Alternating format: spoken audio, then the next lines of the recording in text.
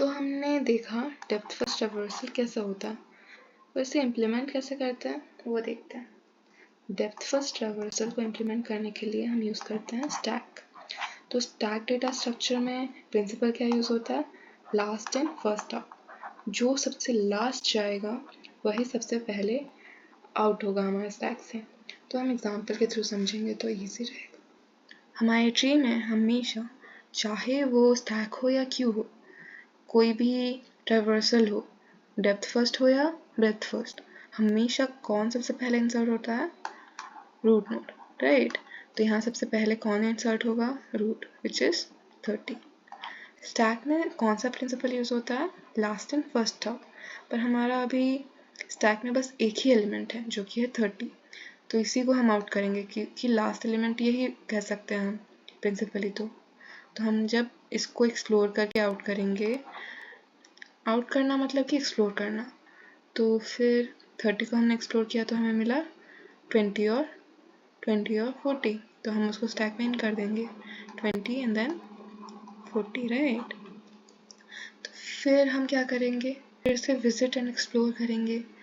तो सबसे पहले अब हम किसको एक्सप्लोर करेंगे, स्टैक का प्रिंसिपल के through last in first out. तो अब हमारा लास्ट एलिमेंट कौन सा है, 40। तो हम किसको आउट करेंगे, 40 को।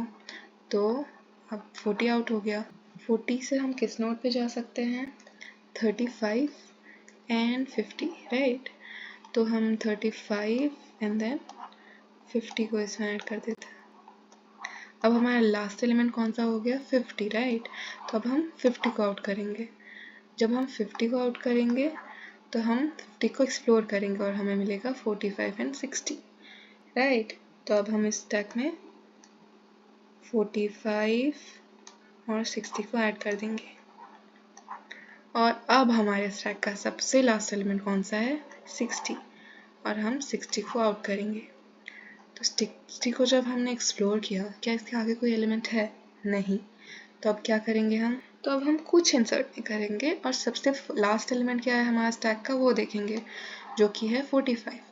तो अब हम 45 को आउट करेंगे। तो हमने 45 को देखा, 45 को एक्सप्लोर किया, क्या इसके आगे कोई नोड है, नहीं। तो हम कुछ इंसर्ट नहीं करेंगे। तो अब हमारा लास्ट एलिमेंट है 35, और अब हम जब 35 को आउट करेंगे और एक्सप्लोर करेंगे तो हमें दिखता है कि इसके भी आगे कोई एलिमेंट नहीं है। तो अब हम क्या करेंगे, कुछ इंसर्ट नहीं करेंगे, और अभी बस एक ही एलिमेंट बचा है स्टैक में हमारे, विच इज 20, राइट।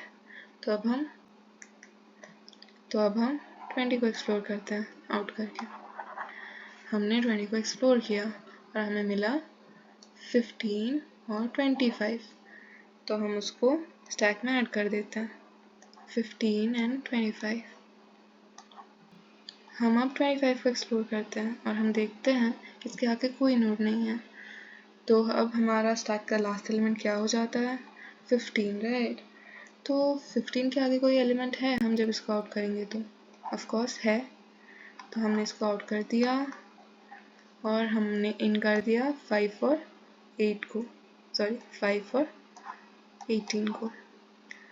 अब हमारे स्टैक का लास्ट एलिमेंट क्या है, 18।